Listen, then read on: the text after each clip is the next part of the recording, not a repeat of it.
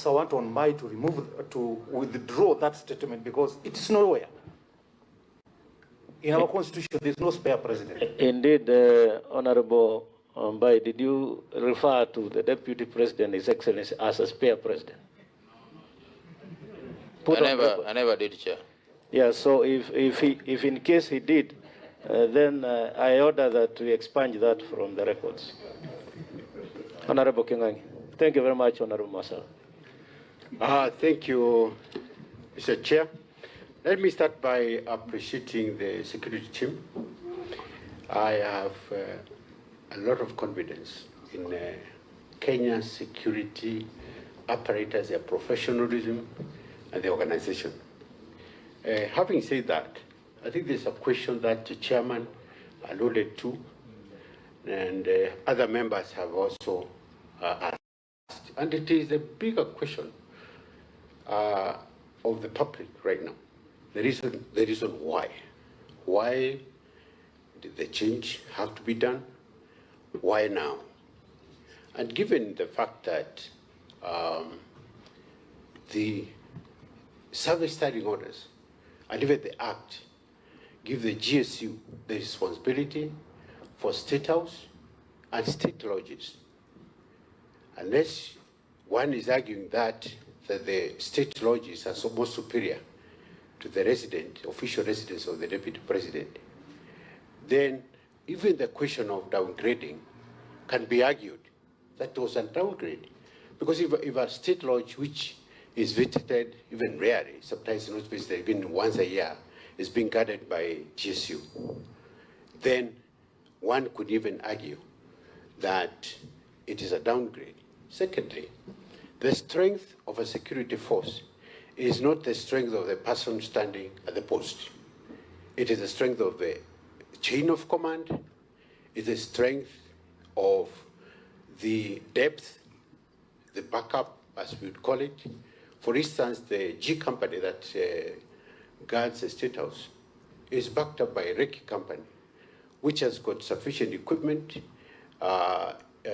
training, and it is configured as to enable that force to intervene if the need be, to be able to do whatever is necessary depending on the circumstances. So if you bring the SGB to the equation, then what becomes of the chain of command? What becomes of the backup plan? How does it work? So the question why it was done, I think it's still pertinent, and I think it's a big question in the minds of the public.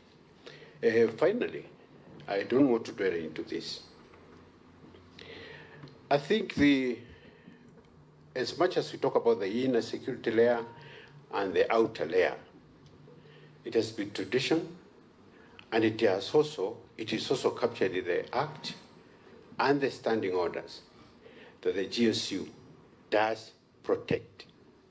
So I don't believe, and I would like to be explained to how the Inspector General has discretion in changing something which is provided for by the Act and the standing orders. So my question is, why? Thank you. Yeah, I hear that the bigger question around it is, are there GSU officers guarding the residence of the Deputy President? And I think I hear that everybody, and it's cutting across all members. Let me clarify. Yes. The second layer, because that's an argument, that the second layer has been changed, the inner layer has not been changed. The second layer State House is to GSU G company, backed up by the RIC. And it would make sense. It would make sense when the second layer was GSU, backed up by the same RIC company, which has the capability and training to back up. I get. Now the police chiefs are here. They'll be able to take that up. The last one was Honorable Muji. But a point of order, Chair, I'll be asking my questions. What is out of order? And you are in the next round. Yes, I think as members of the Security Committee, we can also not just be throwing words. When you say State House should be guarded as same officers as the residence of the Deputy President, there should be reference to the law and the standing orders. And Honorable Kingangi, the law talks about State House, state lodges, the President and the Deputy President, not the residence of the Deputy President. Yes, in fact, I had wanted that to come from the Honorable CS so that he can give us details. I had that question, but let him clarify on that. Honorable Ambu. Thank you very much, Chair. I will actually start my question from where Honorable Kaluma has just gone in. I wanted to ask the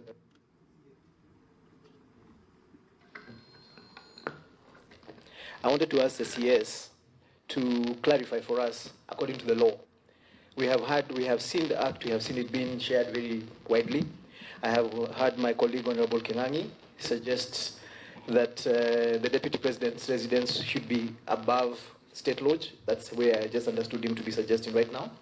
But the law is very clear. We have the President as a person, the Deputy President as a person, state houses and state lodges being guarded by GSU. What I now wanted to understand, what is the definition of the Deputy President's residence according to the law? Is it categorized into something that then becomes part of what is in the law to be guarded? That's my first question. My second question goes towards timing. We live in this country, all of us, and I'm sure even you are very alive to the fact of the politics.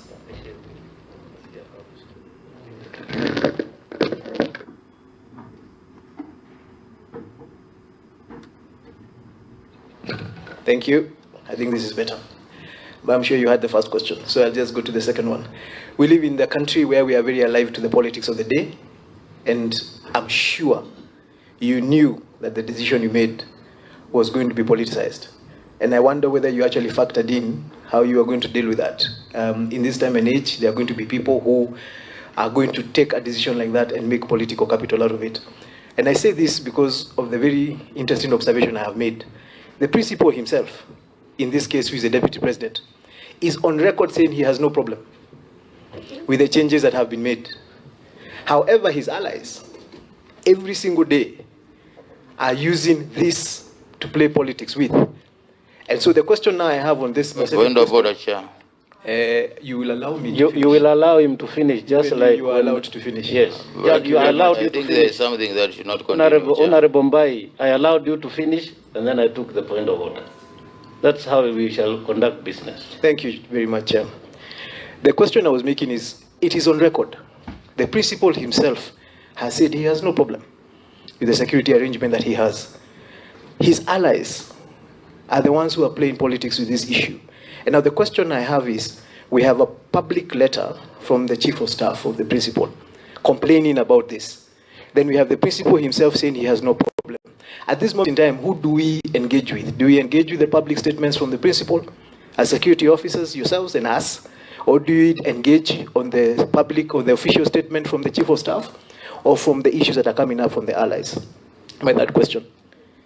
We have a situation, and I want to, it's something about order of command.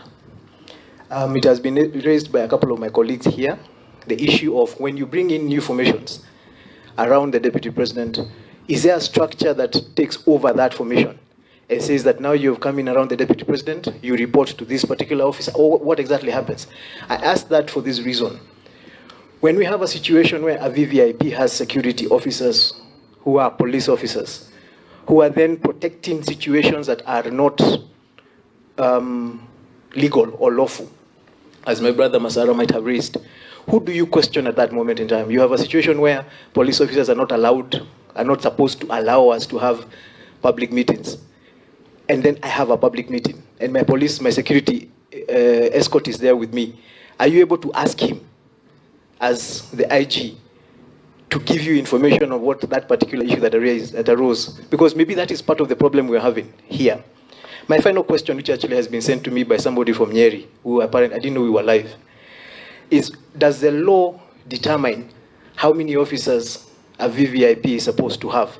Is there a constitution? Because sometimes I feel as if part of the reason we're in this problem, I have looked at the historical security of all the vice presidents that we have had.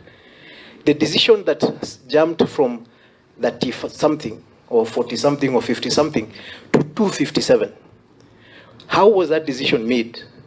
And is that what we are suffering from now? Because once you give me, for example, as a member of parliament of Nyeri, if you give me 10 security officers today, and maybe the law just says I should have 1, then tomorrow you come and take 5, and leave me with 5. I will actually come and complain that you have downgraded my security, despite the fact that the law says I should only have 1. So part of the problem, and maybe the question you can help us is, how did you make the decision to have 257 officers? And is that what the law requires the deputy president to have? And at what point do you then reduce them? And does that go against the law? Thank you very much, Honourable Chair. Thank you very much, Honorable Mujiri. And I think I asked that question from the onset. Another question that is troubling everybody.